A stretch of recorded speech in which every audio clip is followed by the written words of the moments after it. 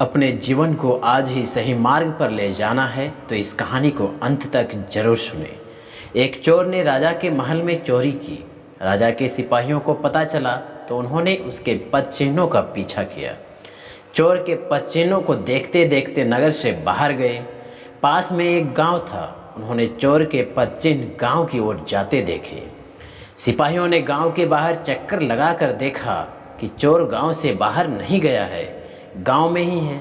गांव में जाकर उन्होंने देखा एक जगह सत्संग हो रहा था और बहुत से लोग बैठकर सत्संग सुन रहे हैं। सिपाहियों को संदेह हुआ कि चोर भी सत्संग के लोगों के बीच बैठा होगा। वे वहीं खड़े रहकर उसका इंतजार करने लगा।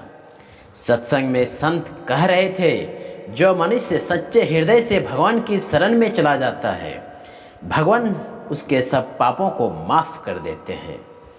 भगवान ने यहाँ तक कहा है कि संपूर्ण धर्मों का आश्रय छोड़कर तू केवल मेरी शरण में आ जा, मैं तुझे संपूर्ण पापों से मुक्त कर दूंगा। चिंता मत कर।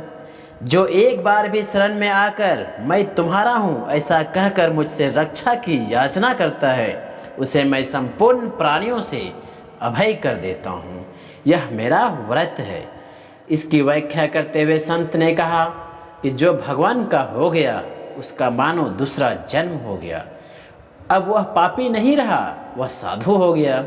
अगर कोई दुराचारी से दुराचारी भी अनन्य भक्त होकर मेरा भजन करता है तो उसको साधु ही मानना चाहिए, कारण कि उसने निश्चय बहुत अच्छी तरह कर लिया है। चोर वहीं बैठ सुन रहा था। उस पर सत्संग की बातों का असर पड़ा। उसने वहीं बैठे बैठे यह दृढ़ निश्चय कर लिया कि अब मैं भगवान की शरण लेता हूँ, अब मैं कभी चोरी नहीं करूँगा, मैं भगवान का हो गया। सत्संग समाप्त हुआ। लोग उठकर बाहर जाने लगे। बाहर राजा के सिपाही सबके पद चिन्हों को देख रहे थे। चोर बाहर निकला तो सिपाहियों ने उसके पद चिन्हों को पहचान लिया और उसको पकड़ लिया। सिपाहियों ने चोर को राजा के सामने पेश किया और कहा कि महाराज, हमने चोर को पकड़ लिया है, इसी आदमी ने चोरी की है। राजा ने चोर से पूछा, इस महल में तुमने चोरी की? सच सच बताओ, तुमने चोरी किया धन कहाँ रखा है? चोर ने दृढ़ता पूर्वक कहा, महाराज, चोरी मैंने नहीं की, मैंने तो इस जन्म में ही कभी चोरी नहीं की। सिपाही बोले, महाराज, यह झूठ बोलता है, हम इसके पद चिन्हों को अच्छी तरह पहचानते हैं। इसके पद चिन्हों से साफ सिद्ध होता है कि चोरी इसी ने की है। राजा ने चोर की परीक्षा लेने की आज्ञा दी, जिससे पता चले कि वह झूठा है या सच्चा। चोर के हाथ पर पीपल के 2.5 पत्ते रखकर उसको कच्चे सूत से बांध दिया गया। फिर उसके ऊपर गर्म करके लाल किया हुआ लोहा रखा गया। उसका हाथ जलना तो दूर, पत्ते और सूत भी नहीं जला। उसने लोहा नीचे फेंका तो जहाँ वह गिरा वह जगह काली हो गई।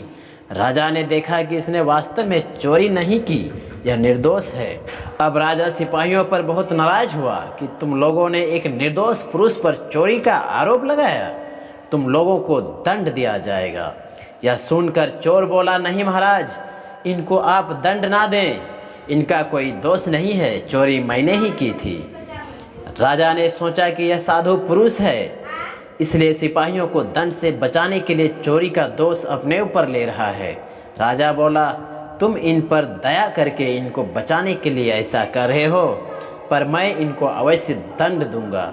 चोर बोला, महाराज, मैं झूठ नहीं बोल रहा हूँ, चोरी मैंने ही की थी। अगर आपको विश्वास ना हो तो अपने आदमियों को मेरे साथ भेजो, मैंने चोरी का धन जंगल में छिपा रखा है, वहाँ से ला कर दिखा दूंगा।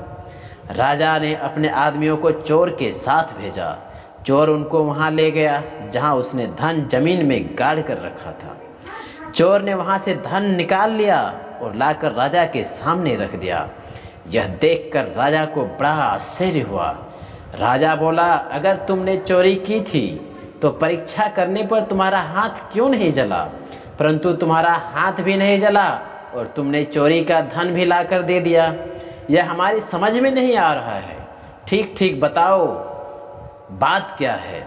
चोर बोला, महाराज, मैंने चोरी करने के बाद धन को जंगल में गाड़ दिया और गांव में चला गया। वहाँ एक जगह सत्संग हो रहा था। मैं वहाँ जाकर लोगों के बीच बैठ गया। सत्संग में सुना कि जो भगवान की शरण लेकर पुनः पाप न करने का निश्चय कर लेता है, उसको भगवान सब पापों से मुक्त कर देता है, उसका नया जन्म हो जाता है। इस बात का मेरे पर असर पड़ा और मैंने दृढ़ निश्चय कर लिया कि अब मैं कभी भी चोरी नहीं करूँगा। अब मैं भगवान का हो गया, इसलिए तब से मेरा नया जन्म हो गया। इस जन्म में मैंने कोई चोरी नहीं की है, इसलिए मेरा हाथ नहीं जला। आपके महल में मैंने जो चोरी की थी वह तो पिछले जन्म में की थी। इस कहानी से यह समझ में आता है कि आप कितना भी दुराचारी पापी क्यों ना हो, यदि भगवान के सामने एक बार प्रण कर कर आत्मसमर्पण कर लें तो शायद आपका जीवन भी सार्थक हो सकता है और एक नया मार्ग मिल सकता है। यदि यह जानकारी और कहानी आप लोगों को अच्छी लगी तो इस YouTube चैनल को सब्सक्राइब जरूर कर लीजिएगा, ताकि इस तरह की अच्छी कहानी मिलती रहे। धन्यवाद।